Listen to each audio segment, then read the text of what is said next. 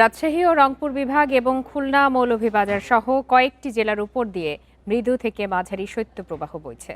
আগামী কয়েকদিনে আরও বাড়তে পারে শীতের তীব্রতা। এদিকে বৃহস্পতিবার সকালে দেশের সর্বনিম্ন তাপমাত্রা ছিল শ্রীমঙ্গলে 7 ডিগ্রি সেলসিয়াস।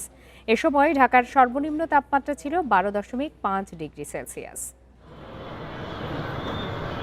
জানুয়ারির শুরু থেকেই হাড় কাঁপানো শীত জেঁকে বসেছে রাজধানী সহ সারা দেশে। সূর্যের দেখা মেলেনি কোথাও কোথাও। মৃদু থেকে মাঝারি শৈত্যপ্রবাহ বইছে উত্তরাঞ্চল সহ দক্ষিণের কয়েকটি জেলায়। বৃহস্পতিবার সর্বনিম্ন তাপমাত্রা রেকর্ড করা হয় মৌলভীবাজারে। হিমেল হাওয়া ও কনকনে ঠান্ডায় প্রায় ঘরবন্দি মানুষ। সবচেয়ে ভোগান্তিতে পড়েছেন দিনমজুর ও নিম্ন আয়ের মানুষ। 2000 বেচকিন হয় না, কম একবারে সীমিত। কুয়াশার কারণে বৃষ্টি না বেচকিন কমে গেছে।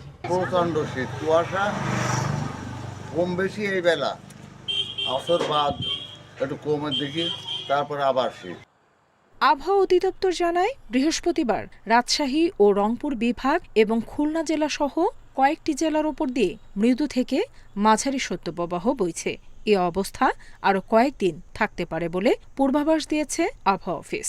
এখন যে অবস্থা আছে এই অবস্থাটা বিরাজ করবে এবং এর সাথে সামনে থেকে খারাপ হওয়ার সম্ভাবনা রয়েছে। মৃদু থেকে মাঝারি শৈত্যপ্রবাহ, 1 থেকে 2 মাঝারি থেকে তীব্র শৈত্যপ্রবাহ, এই আশঙ্কাগুলো সামনের দিকে আছে। এছাড়া শনিবার থেকে ঢাকা সহ দেশের বিভিন্ন অঞ্চলে তাপমাত্রা আরও কমতে পারে।